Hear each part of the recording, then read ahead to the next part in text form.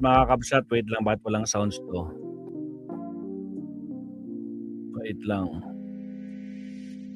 Mukhang kailangan na naman natin. Tingnan natin. Ayun. Off yung sounds eh. Yung sinasabi, Oh, ito na. ito isa sa mga dahilan kung bakit hindi po ako masyadong naniniwala Oh, ito sa mga survey, especially na nilabas nila, mabsad ha, para sa pagka-congressman noong March 11, mga kabsat, 4 days ago. Sabi nila, nangunguna daw itong si Red Liaga. May 78% ayon sa kanilang survey, mga kakabsat. Ha? Nako. At kay Bong Akop, 20% lang daw at may 2% others. Ibig sabihin, landslide itong si Red Iliaga. Kaso nangyari, nagbotohan sila, mga kakabsat. Diyos ka Lord! Ito ang survey na pinaniniwalaan ng mga garapata. O yan, ang mga ka-fake newsan nila. Ito, lumabas ang totoo. at nauuto sa mga survey na yan. Tingnan nyo to. Sabi nila, lamang daw ang kandidato ng mga Duterte, ng mga DDS. Kaso yung nanalo, si Bong Akop. Yun lang. Akop, meron ko siya, may 23,000, may 25,000, may 11,000, a total of 60,051 votes. Samantalang itong si Liaga na si Red, 4,800, 5,198, 2,000, a total of 12,000. Akala ko ba 78%? Asan yung 78%? Bakit parang baligtad? Nakapo. Tapos, partida, inendorso pa yan ni Sara Duterte, Yung sinasabi nilang malayo daw sa survey. So, paano yan? Paano ito isa sa mga dahilan kung bakit hindi po ako masyadong naniniwala at nauuto sa mga survey na yan.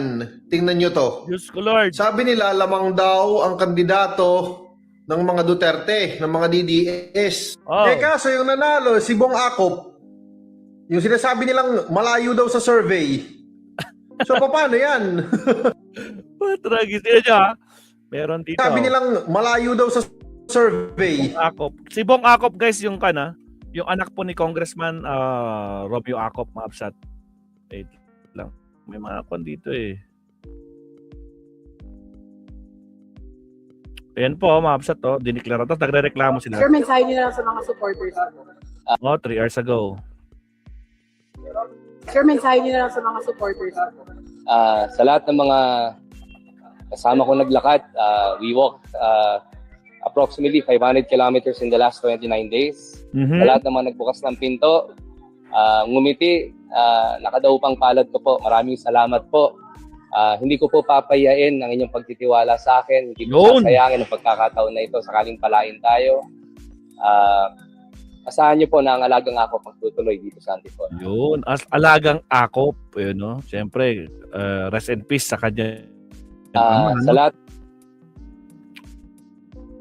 Ito. Pagpapatunay. Inendorso ni Inday Sayad. Si Alfred may sinasabi. Putragis. Sige nga natin. Sige. Pasok, Alfred. Pagpapatunay. Inendorso ni Inday Sayad. Inendorso ni Topaksyon ng inendorso ni Topaksyon. Inendorso ni Inday Sayad. Sino pa? PDP, si Red Liaga. Inendorso ng SMNI. At ang resulta, lagapak! Ay, Diyos ko po, Rudy. Lagapak! Diyos ko po, Rudy. So anong ibig sabihin? Ibig sabihin, wala si na. Inday Sayad wala ng endorsement wala power. Na. Si Inday Sayad wala ng lakas. At katunayan yan, isa pang magpapatotoo na wala ng lakas si Inday Sayad na akala ninyo, malakas pa, trip niya lang yan. Yun lang. Nag-hallucinate lang si Sayad. Ay, grabe naman si Kabsat Alfred. Huwag mo sabihin nag-hallucinate, no? Talaga lang may sayad, no? Paano ba naman? Sabi niya, Sir Leonardo, no? Para makatipid sa enerhiya, wag na daw magbisikleta, Diyos ko Lord. Para magtipid daw sa mga nagmamahalang enerhiya. Wag na daw magbisikleta para makatipid-tipid daw. Wag na magbisikleta. Diyos ko Lord talaga. Ibang klase talaga itong gusto nila maging presidente. My goodness. Katunayan, kung malakas siya, bakit doon sa impeachment sa Committee on Justice, Isa lang. Isa lang ang bumoto na Isa lang. Si Mang Kanor lang. Diyos ko Lord. sa kanya. Diba? Diba? Isa lang ang bumoto na pabor sa kanya. Yun lang. Ano ang ibig sabihin nito? Wala na kasi siyang power. Agoy. Hindi na siya pinaniniwalaan. Nastak. Kung malakas talaga si Inday Sayad, sinasabi ninyo ang taas ng survey, bakit lagapak siya kay ako? Pagpapatunay, inendorso ni Inday Sayad, inendorso ni Topaksyo ng PDP, si Red Liaga, inendorso ng SMNI, at ang resulta, lagapak! Lagapak. Lagapak!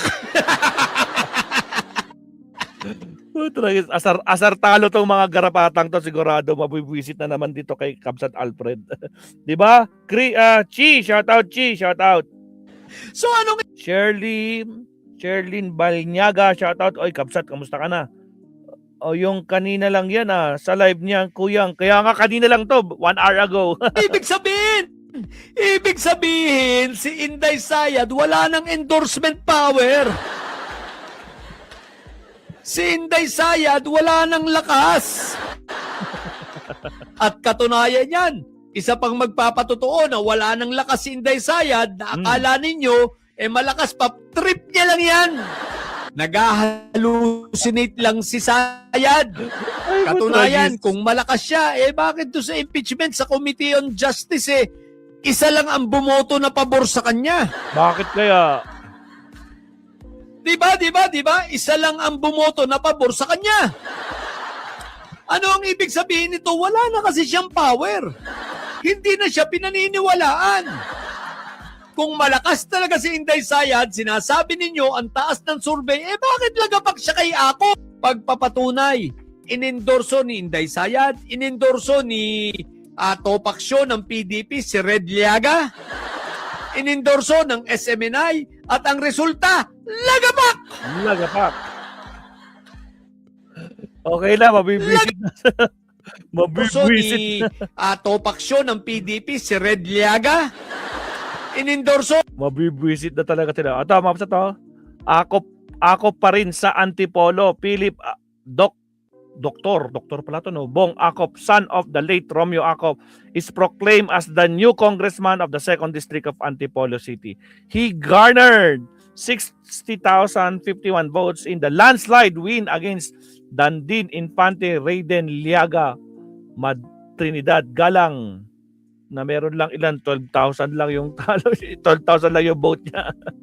Kaya panalo na, ma'am. Ito isa sa mga breaking news talaga. Yan, ma'am, to. Yan, nagsisilabasan na bagong Antipolo 2nd District Representative, ang anak mismo ng namatay na si Romeo Acop, ma'am. No? Waging-wagi, no? Kinatawan ng 2nd District Antipolo sa idinaos na special election. Ayan, mga kakapsat. So, Acop pa din, no? Alagang Acop pa din. Ay, nakapo, Diyos ko Lord, Rudy. Siya, next topic tayo, mabsat. Diyos ko Lord. Next topic tayo, mabsat. Here we go.